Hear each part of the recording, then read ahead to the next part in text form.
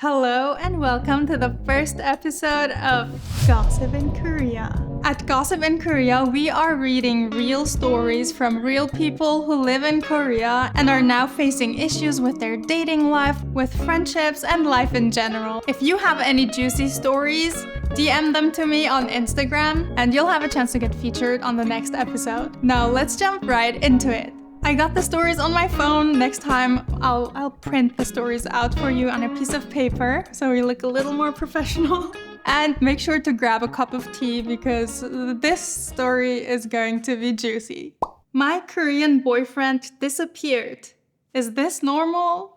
Girl, I'm not sure if this is the right place to post this, but I need some advice about my relationship with my Korean boyfriend. Everything was going really well and I felt really secure in our relationship. However, this weekend he couldn't come over because he had some papers to write. He lives in Asan and I live in Cheongju, so they have to travel a little bit to meet each other. I was fine with that, but asked if we could talk on the phone on Friday night because I know when he's studying, he's not usually available on his phone. Even so, he'll always respond to my texts within 6 hours or so. So we agreed to talk on the phone on Friday night. I messaged him around 3 p.m. on Friday, but he didn't answer. Around 8 p.m. I messaged him asking when he wanted to talk on the phone. Again, no answer. Saturday, I still hadn't heard from him, so I just sent him a message asking if he's okay because I was starting to get concerned. I sent him a few more messages on Saturday and Sunday, but nothing too crazy. Sunday night I called him because I hadn't heard from him in 3 days at that point, but no answer. Now it's Monday and I still haven't heard anything from him. Almost 96 hours later. Not even a message saying that he's okay, just really busy. He hasn't read any of my messages and also hasn't been on social media at all, so I know he's not on his phone. Is this normal for Korean guys who are in school? It's so weird to me to just not hear from someone for 4 days. I know he's busy, but it only takes 2 minutes to text me back and say he's okay. I've been freaking out and going through every scenario, but I'm trying to believe he's just busy. My friends aren't so trusting and are convinced he's ghosting me. I think we're too far along that he can just ghost. Girl, 1 month is not far along. But okay, let's just read until the end. He has clothes and stuff at my apartment and we're in a relationship on Facebook. As for cheating, I trust him and I'm not worried.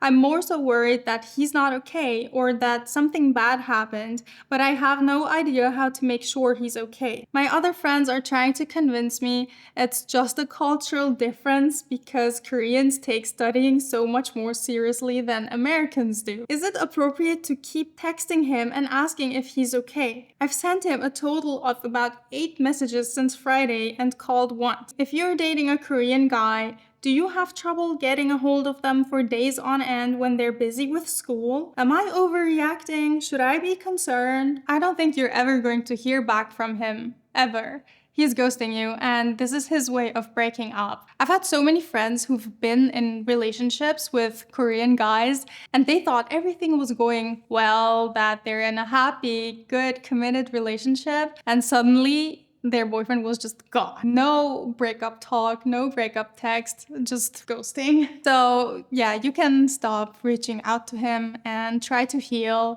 I laughed a little, but it's not because it's funny, it's because I feel bad. And I've seen so many situations like this, and no, it's not normal that someone does not tell you what they're doing for 4 days. Like, he could tell you, hey, look, I'm not gonna be able to reach out to you for 4 days, but don't worry, I will message you again on Tuesday or something like that, at least. And if he doesn't do that, he's gone. And ghosting is such a big thing in Korea, so never think you're secure.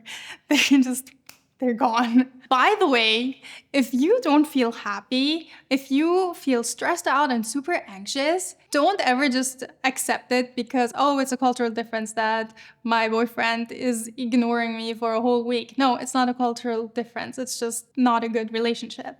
If you're unhappy, you have to talk about it. Not necessarily related to this story, but in general, I think a lot of girls who are in Korea and have a Korean boyfriend for the first time, they think that they have to put aside all their needs, all their feelings, and have to completely adapt to their boyfriends, but you don't have to do that. You can communicate and you can find middle ground. To the next story, hope a happier one. The title is My Korean Boyfriend Broke Up With Me and Now I Might Want to Leave the Country. Hello, I'm a 23 years old woman teaching in Korea on an E2 visa at a hagwon in Seoul. I have been doing the job just about 10 months now. There have been a lot of ups and downs, and I eventually ended up meeting my boyfriend and been dating for 7 months now almost. It went fairly fast in the beginning, and this isn't the first Korean boyfriend I had. We have an age gap, and there have also been ups and downs between us,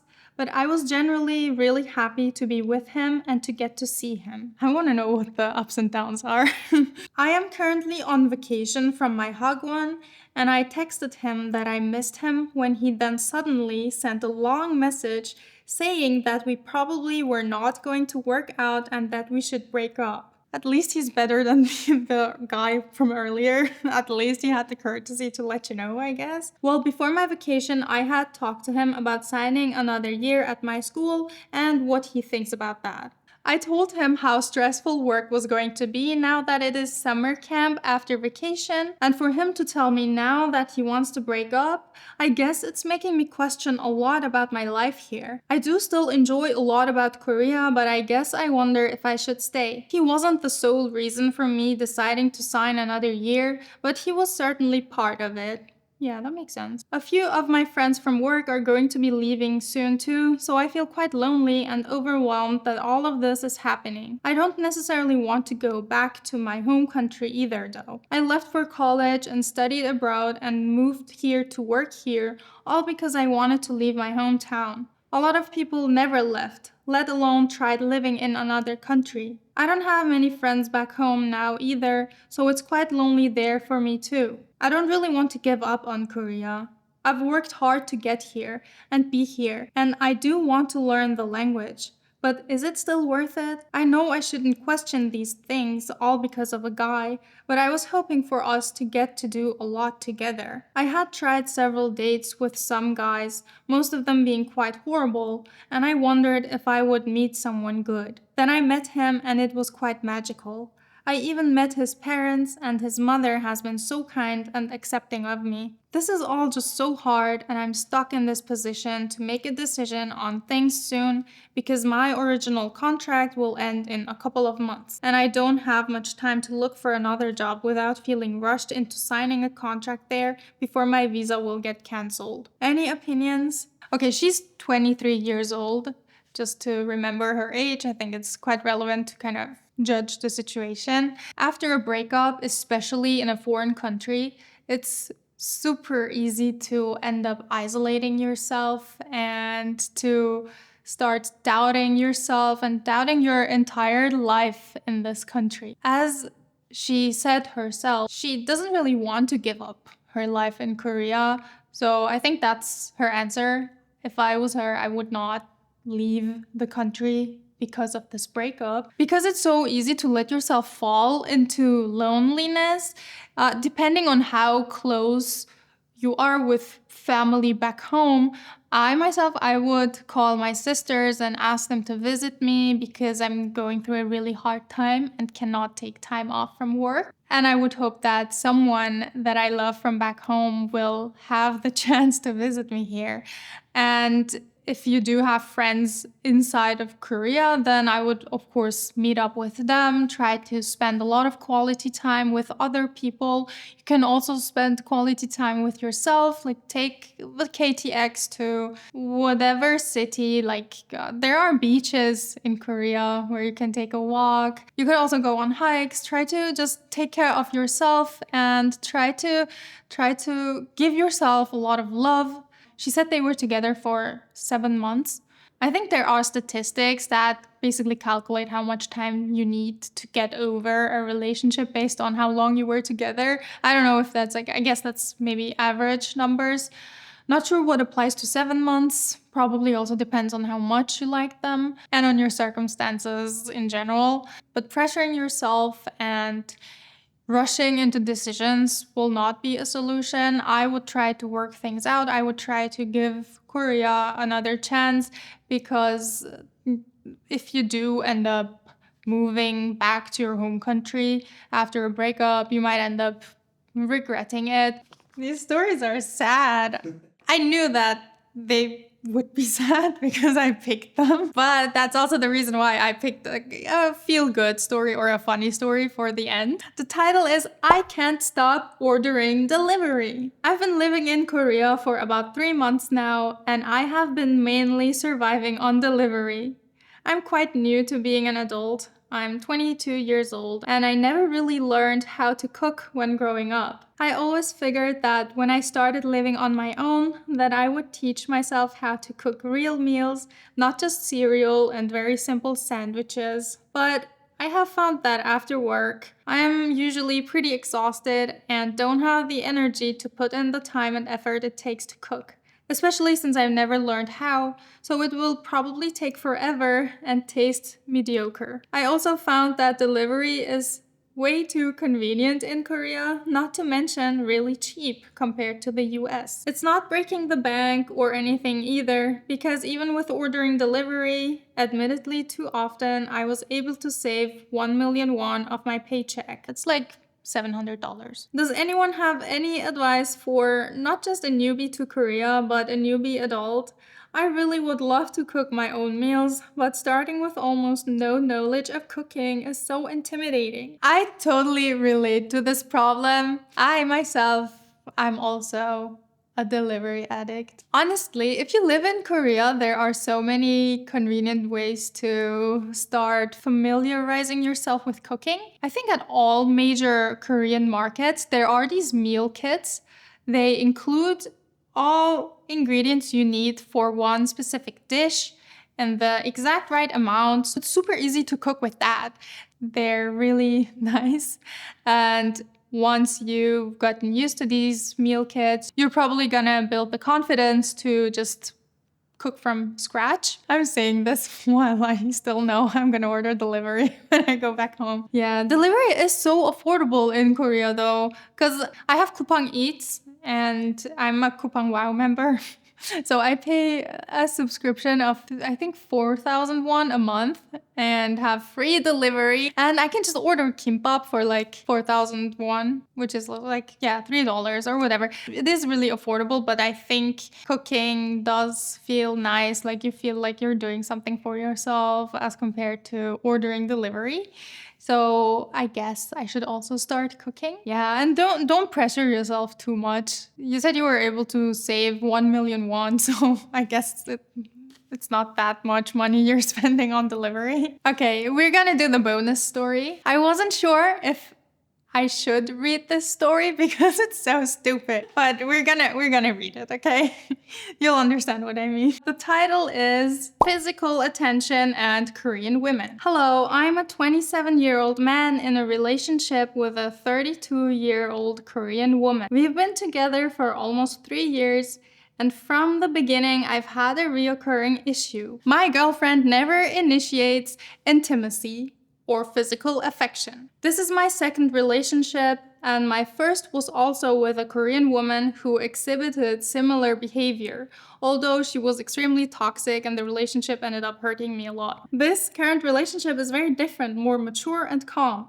But the issue with intimacy and physical affection remains. I'm always the one to initiate any form of physical contact, whether it's kissing, hugging, touching, or the bonga. I'm just gonna say bonga, okay? I don't know. I've talked to her about this, and while she might make an effort once or twice, things go back to the way they were after a few days.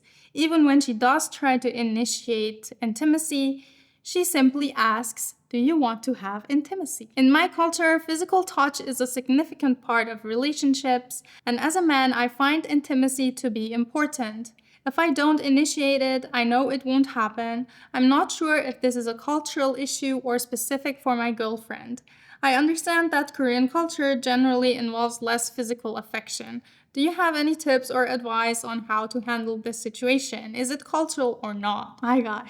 It's not cultural. I've looked this up before reading the story. Statistically, it seems like men have a higher intimacy drive than women. I guess that's only average numbers, so it does not really apply to specific cases. But another thing is some people have reactive intimacy drive and others have not reactive, but like just that, like that guy, like you just get the intimacy drive. Just because a woman does not initiate doesn't mean that she doesn't want to have intimacy at all. And this is not a cultural thing. This is just a real life thing. It's not something that specifically applies to Korean women. It's a global thing. Some people initiate, some people initiate less. I just don't like this guy. I just don't like how he talks. Oh yeah, when he said, I understand that Korean culture generally involves less physical affection.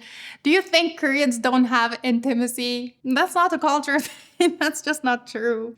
Communication is important, okay? And if you cannot find the right amount of intimacy for both, then you might just not be compatible. Don't make nationality or ethnicity a relevant or deciding factor of this. Oh my God, the comments are all men. They're all saying it's a cultural thing. I thought people would roast this person. A lot of people are saying it's cultural. Maybe I'm wrong. Well, I didn't have intimacy with Korean women, so I don't know. But like, okay, maybe it is cultural. I stay corrected. Maybe I was too fast to judge. I think still communicating will help a lot. If you want your partner to initiate more, just talk about it. And I think you will find a good middle ground, especially if you two like each other, then you want to be happy with the intimacy aspect of being in a relationship as well. As long as you communicate, it will be fine.